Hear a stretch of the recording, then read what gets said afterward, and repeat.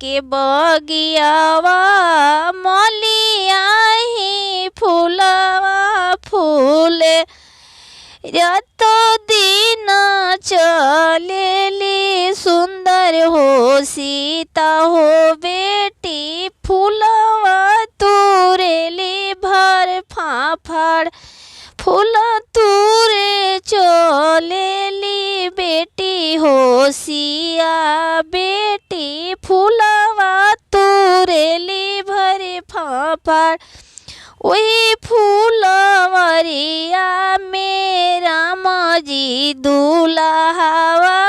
घोड़ावा चढ़ नहीं माका वही फूलवरिया में श्री राम जी दुल्हावा घोड़ावा चढ़िया रउना फूल तुरी चली भैली बेटी हो सिया बेटी बहिया धरे ले लपट छोड़ी छोड़ी श्री राम जी हमरी दहिनी बहिया बहिया ही हवे सुकवा छोड़ी छोड़ी श्री राम जी हमारी दहिनी बहिया बहिया हमारे सुकवा पनाही बाप माई के हम ही जलमनी फूलवा तोरे नी फरी फाफड़ तनी ही बचन जबा सुननी श्री राम जी हसीनी मन मुशुक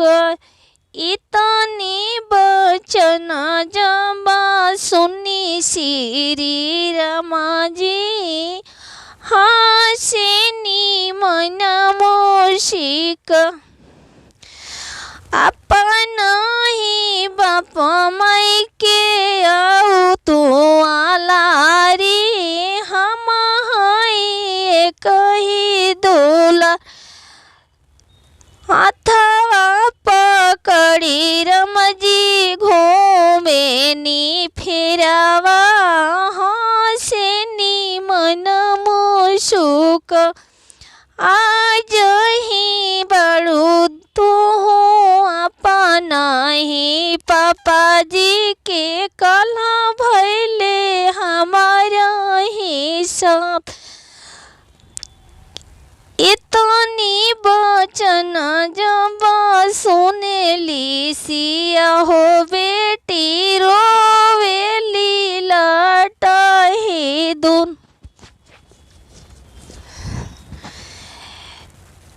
राम जी ही हासे घोड़ावा चढ़नावन श्री राम जी दुल्हावा हासेले मन मुशुक दुनिया के हो दलारी है बेहवारो दुनिया के है हवे रीति अपना ही बाप माई के तोनो दुलारी धिया दिन नहीं जाई है हो अपना ही बाप माई के तू हो हई गलू पहू उन्नी पासर